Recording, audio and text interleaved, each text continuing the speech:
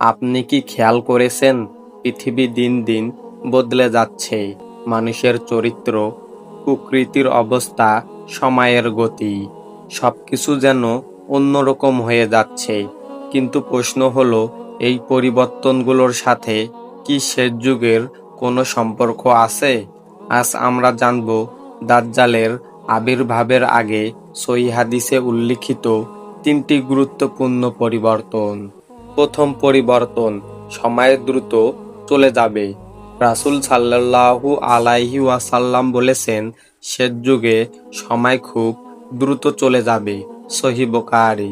ভাবুন, আগে মানুষ একটি দিনে অনেক কাজ করত, কিন্তু এখন দিন শুরু হয় আর বুঝতেই বুঝতেই শেষ হয়ে যায়।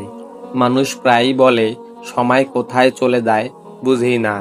এটাই সেই লক্ষণগুলোর একটি, যার কথা রাসূল সাল্লাল্লাহু আলাইহি ওয়াসাল্লাম বলেছেন।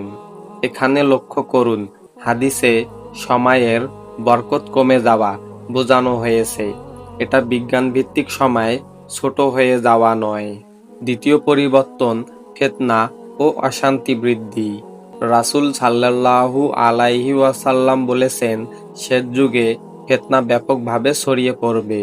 আজ আমরা চারদিকে কি দেখি? মিথ্যা, প্রতারণা, অন্যায়, অশ্লীলতা।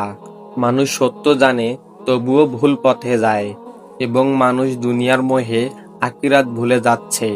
গুরুত্বপূর্ণ বিষয় হলো, আমরা নির্দিষ্ট কোনো ঘটনা বা ব্যক্তিকে দাজ্জালের সাথে সরাসরি মিলাচ্ছি না। আমরা শুধু সহিহ হাদিসের বর্ণিত লক্ষণগুলো বোঝার চেষ্টা করছি। তৃতীয় পরিবর্তন, প্রাকৃতিক দুর্যোগ বৃদ্ধি। সহিহ হাদিসে এসেছে, শেষ যুগে ভূমিকম্প বৃদ্ধি পাবে। সহিহ বুখারী। আজ আমরা প্রায় শুনি ভূমিকম্প, বন্যা, খরা, ঝড়।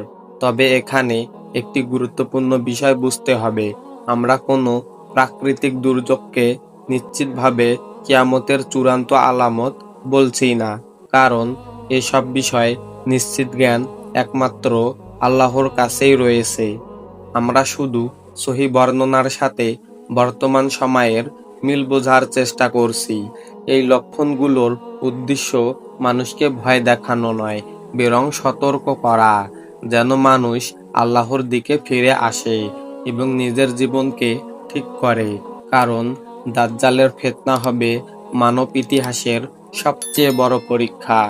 একটু চিন্তা করুন, যদি আমরা সত্যি শেষ যুগের দিকে এগিয়ে যাই, তাহলে আমরা কতটা প্রস্তুত? কমেন্টে লিখুন। আল্লাহ আমাদের ঈমান রক্ষা করুন। ভিডিওটি ভালো লাগলে লাইক দিন, প্রিয়জনদের সাথে শেয়ার করুন, আর নিয়মিত এমন আরো ইসলামিক ভিডিও পেতে চ্যানেলটি সাবস্ক্রাইব করুন। আসসালামু আলাইকুম ওয়া রাহমাতুল্লাহি ওয়া বারাকাতুহু।